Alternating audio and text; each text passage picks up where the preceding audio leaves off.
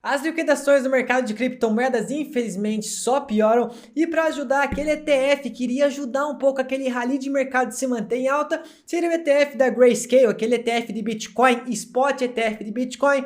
Só que infelizmente ele foi rejeitado pela SEC e não passou. A questão é que nesse vídeo de hoje, cara, vai ser muito importante, por isso já deixa seu like aqui. Eu também consegui deixar o cenário do jeito que eu queria, porque a gente vai fazer um paralelo com 2008, entender de fato o que aconteceu e trazer isso daqui para o mercado de criptomoedas, porque nós estamos passando por uma onda de contágio igualzinho, praticamente igual a 2008. Altas alavancagens, ganância no mercado, dinheiro fácil. Então fica aqui comigo para você se preparar pelos piores dos cenários que a gente pode ver daqui para frente, tá bom? A questão é que existe um site chamado Bureau of Economic Analysis. É um site do governo americano que poucas pessoas olham para esse site aqui, que nesse site tem um cronograma dos relatórios da divulgação das estimativas do PIB. E aqui é que tá o ponto importante, porque se nós tivermos dois relatórios de PIBs negativos, significa que de fato nós estamos entrando em uma recessão. Infelizmente, no relatório passado nós já tivemos um PIB negativo de cerca de 1,6%, e por isso que é importante você estar vendo esse vídeo agora antes do dia 28 de julho,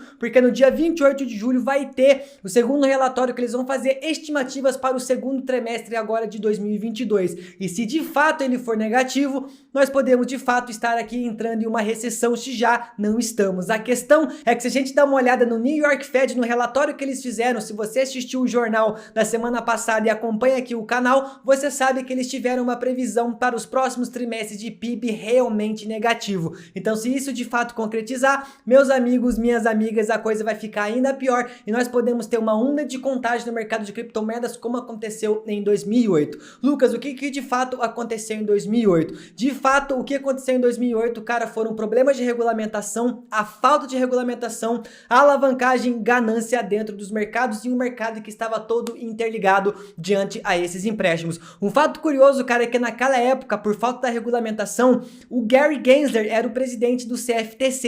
Hoje ele é presidente da SEC, a Comissão de Valores Imobiliários lá nos Estados Unidos, como se fosse aqui no Brasil. A questão e o fato curioso é que naquela época o Gary Gensler foi um dos agentes que agiu contra a regulamentação do mercado de derivativos. O mercado de derivativos foi um ponto crucial para o colapso em 2008. A questão é que hoje no mercado de criptomoedas, ele é a favor da regulamentação, e isso tem um grande motivo, porque naquela época bancos e políticos enchiam o bolso de dinheiro por causa desse mercado de derivativos que não era regulamentado. Agora ele quer regulamentar o mercado cripto, por que será? Porque ele não ganha nada com isso, e também os bancos, é uma ameaça aos bancos, ao sistema centralizado. A questão é que de fato dessa falta de regulamentação, o que aconteceu em 2008 com o mercado? Vem aqui que eu quero te mostrar uma coisa muito interessante. Primeiro de tudo, cara, naquela época nós tínhamos o quê? As pessoas que queriam de fato comprar casas, então aqui nós vamos denominar eles como os compradores. Para comprar casa, as pessoas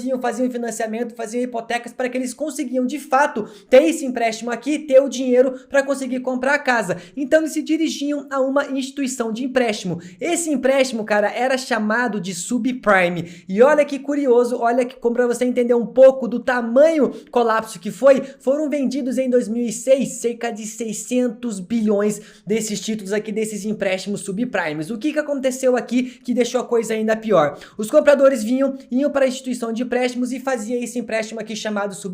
A questão é que as instituições de empréstimos estavam vendendo esse empréstimo aqui para bancos de investimentos. Então, bancos de investimentos estavam comprando as dívidas de hipotecas, as dívidas de cartão de crédito, as dívidas de carro, tudo eles estavam comprando e denominando isso daqui um derivativo chamado Collateralized Debt Obligation, ou mais fácil CDO. Então os compradores faziam financiamento, faziam hipoteca, as instituições de empréstimo pegavam isso daqui, vendiam para os bancos e os bancos denominavam isso como CDO. E o que os bancos de investimentos faziam? Bem espertinhos, eles pegavam isso daqui e começaram a vender para os investidores esses CDOs aqui, e os investidores investiam nos CDOs. A questão é, poxa, se era um título totalmente arriscado, se os bancos estavam fazendo alavancagem para pegar mais dinheiro, para comprar esses empréstimos aqui, transformando em CDO, por que raios os investidores compravam esses CDOs? Infelizmente, mais uma vez, os bancos, sendo muito espertos, eles começaram a pagar as agências de rating aqui para ter uma avaliação alta dentro desse título.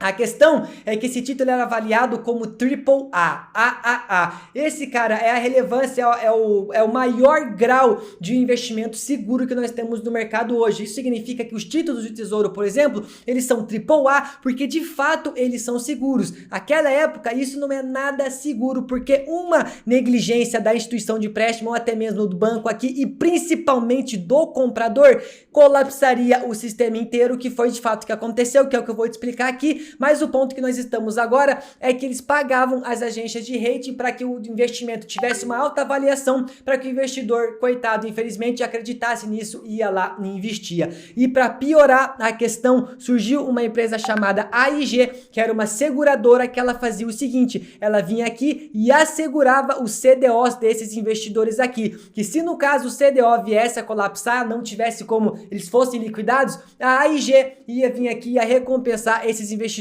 É um seguro normal. A questão é que isso se chamava CDS. E aqui entra um ponto crucial, porque a AIG vendia esses CDS para os especuladores. Ou seja, os especuladores conseguiam apostar contra esse investimento aqui. Se o CDO desse errado, os especuladores iam ganhar dinheiro. Só que tem um ponto muito crucial nessa história, que a AIG, a seguradora, ela não tinha caixa para evitar as perdas. Então, como de fato ela iria pagar os investidores aqui? Bom, eles estavam se danando, cara. Não tinha regulamentação. A AIG poderia fazer vários seguros. Hoje nós podemos fazer um seguro para uma casa. Naquela época, como não havia regulamentação, a AIG poderia fazer seguro para praticamente várias coisas, que foi o que fez. E os bancos estavam cagando porque eles ganhavam, enchiam os bolsos de dinheiro. Quanto mais CDOs eles vendiam, mais dinheiro eles iriam arrecadar. Então, no fim de tudo, os compradores aqui das casas estavam de fato pagando quem? Pagando os investidores, porque eles compravam, as instituições de empréstimo vendiam isso daqui para o banco pegava isso daqui, colocava em CDO, vendia para os investidores e a AIG, de certa forma, assegurava tudo isso daqui, que vendia esses títulos para os especuladores. Então, dá para ver que estava tudo interligado. Os bancos, pelo fato de estar ganhando tanto dinheiro, enchendo os bolsos de dinheiro, começaram a se alavancar ainda mais no mercado. Eles começaram a emprestar ainda mais dinheiro sem nenhuma garantia ou pouca garantia, pouco colateral. Isso é uma coisa que só grandes bancos, grandes instituições conseguem fazer por causa da credibilidade. Eu e você, cidadãos normais, camponeses aqui, não conseguimos fazer isso porque nós não temos a tal credibilidade para fazer esses empréstimos gigantescos sem nenhum colateral. E aí é que deu a cagada toda. Por quê? Porque esses bancos começaram a se alavancar em cerca de 35 vezes, ou seja, uma queda, cara, de apenas 3% na sua base de ativos faria com que os seus ativos fossem liquidados, fossem vendidos sem que eles quisessem. E aí o que começou a acontecer? Todo mundo poderia comprar casas, afinal ficou muito fácil isso daqui, e como nós vimos, cerca de 600 bilhões nesses empréstimos subprimes foram feitos, só que chegou uma época que os compradores não conseguiam mais pagar esses empréstimos aqui, e aí começou a dar um furo nessa cadeia. Os compradores não conseguiam mais pagar as instituições de empréstimo, as instituições de empréstimo começaram a falir, o que fez com que vendesse menos aqui para os bancos ficaram segurando uma tonelada de CDOs, uma tonelada de casas, sem poder vender porque o mercado não estava comprando. E aí os investimentos dos investidores que eram CDOs começaram a colapsar porque ninguém mais queria comprar isso daqui, e a AIG, que de fato segurava os investidores, ficou ainda mais sem dinheiro do que já não tinha, então não conseguiu pagar os investidores e também não conseguiu pagar os especuladores. E o que aconteceu? A cadeia inteira foi pro brejo. Compradores foram liquidados porque não conseguiam mais pagar seus empréstimos, as instituições de empréstimos, por não receber isso daqui, foram liquidadas, os bancos, Lehman Brothers, Morgan Stanley, o Lehman Brothers chegou a falir, Morgan Stanley entre outros foram resgatados, mas também chegaram a ser liquidados porque estavam cheios de dinheiro na mão, não tinha para quem dar isso daqui, e a alavancagem deles estava em 35 vezes, e lembra que eu falei, só 3% de queda faria com que eles fossem liquidados, e aqui perdeu bastante dinheiro. A questão é que isso também chegou a afetar os investidores, porque sem esses investimentos, os CDOs aqui foram liquidados, e a AIG, que era para segurar eles, não tinha nenhum caixa, tava tudo sem colateral, sem nada ali como garantia, já era, foi pro brejo e os especuladores ficaram sem isso daqui porque a IG estava sem dinheiro, ou seja, tivemos essa crise gigantesca de 2008, tá bom? Claro que teve muita mais manipulação do que isso que eu expliquei pra vocês, e quem se saiu bem foram essas agências de rating aqui que davam aí AAA e ganhavam dinheiro dos bancos. O que isso tem a ver com o mercado de criptomoedas hoje? Isso tem a ver com essa famosa empresa que você deve estar escutando bastante por aí, 3AC, Three Arrow Capital. Por quê? Essa empresa fez exatamente mais ou menos o que os bancos fizeram naquela época, se alavancou enorme no mercado, pegou esse dinheiro e despejou no mercado. A 3AC, ela já vem desde 2012 como um fundo de hedge que tem vários ativos sob gestão dos seus investidores. Chegando perto de 2020, quando o mercado começou a dar aquele rally, o que ela começou a fazer? Ela foi em várias instituições aqui do mercado e começou a fazer empréstimos sem nenhuma garantia, sem nenhum colateral. Lucas, o que isso quer dizer? É como se eu fosse até você e dissesse, olha, empresta R$1.000 aqui que eu vou te dar R$10 como garantia, ou seja, 1% de colateral, praticamente nada, não vale nada. Eu posso muito bem te dar o calote e você vai acabar saindo perdendo, então não tem nenhum colateral. E eles fizeram isso porque eles são uma fundação aqui com credibilidade, os fundadores tinham uma certa credibilidade, então eles foram para a BlockFi, eles foram para a Voyager, entre outras instituições do mercado, pedir esses empréstimos sem colateral. Como eles tinham credibilidade, BlockFi emprestou, Voyager emprestou, tanto que hoje a Voyager está com um furo de 700 milhões porque a 3AC agora nós sabemos, ela foi praticamente à falência e não arcou com os seus credores. Onde que tá o problema? Para você entender um pouco melhor, não entendi nada, vem aqui que eu vou te mostrar. Eu vou me passar aqui pela 3AC, então eu tenho uma ideia maravilhosa de investimentos, eu tenho credibilidade, eu tenho ativos sob gestão, então eu vou chegar no meu amigo João aqui e eu vou falar, olha João, eu tenho uma ideia maravilhosa pra gente fazer dinheiro,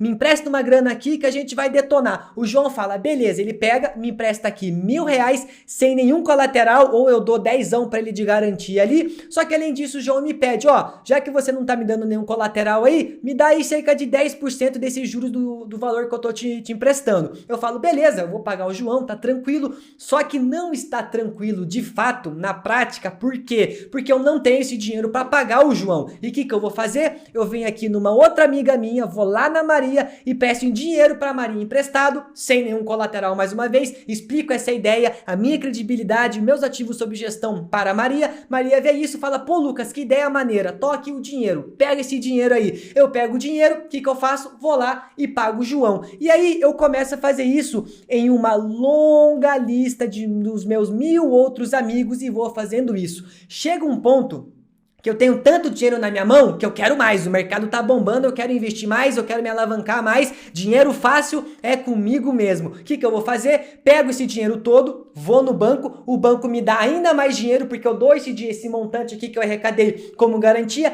pego esse dinheiro que o banco me deu e jogo tudo no mercado, que foi o que a 3AC fez. Ela pegou, comprou várias cotas do ETF chamado QBTC e comprou bastante Lunas, aquela famosa criptomoeda que veio a colapsar. E aí, com todo esse dinheiro aqui que eu tenho no mercado, ela fez o seguinte, ela colocou todo esse dinheiro dentro de um investimento que rendia 20% ao ano. E com esse rendimento, com esse montante que eu peguei do banco emprestado, coloquei nesse investimento de 20% ao ano, esses rendimentos agora vão pagar toda essa galera aqui que eu emprestei. Só que a questão é que esse 20% ao ano era a Luna. E aí a Luna colapsou. E chegou a um ponto que a Maria e o João começaram a me ligar e falar, Lucas, cadê o meu dinheiro? E eu não tenho dinheiro para pagar para eles, porque o dinheiro que eu coloquei no investimento já era, colapsou, e aquele dinheiro daquele investimento que eu coloquei no QBTC, naqueles ETFs lá, quando o mercado tava bombando, eu não consegui vender quando o mercado tava caindo, porque eu tinha um período de bloqueio. E aí, 3AC foi liquidada de todos os lados. As cotas de QBTC não pôde ser vendidas, o investimento que ela colocou aqui na Luna foi praticamente a zero, eram 560 milhões, viraram 630 dólares e eu fiquei devendo para todo mundo, deixando um furo enorme no mercado, que foi quase o que aconteceu em 2008. Altíssima alavancagem, dinheiro fácil no mercado, empréstimo para tudo quanto é canto, em todas as instituições praticamente do mercado de criptomoedas, fez aqui uma corrente e acabou colapsando vários deles quando de fato a 3AC foi inadimplência, foi ali a sua falência. Como os compradores não conseguiram mais pagar suas hipotecas, afetou as instituições de empréstimos, que afetou os bancos, que afetou os investidores, que afetou as seguradoras e que no fim também afetou os especuladores. Então, é aqui que a coisa fica pior. Por quê? Porque a 3AC, além da Voyager e além da BlockFi, que por um acaso, o tal do super-herói Mitchell Sun, que agora tá comprando tudo, o CEO da FTX, resgatou essas empresas, tem Celsius que ninguém quer resgatar, aparentemente nem o tio Sam tá querendo resgatar, e outras instituições do mercado que a 3AC acabou deixando um furo.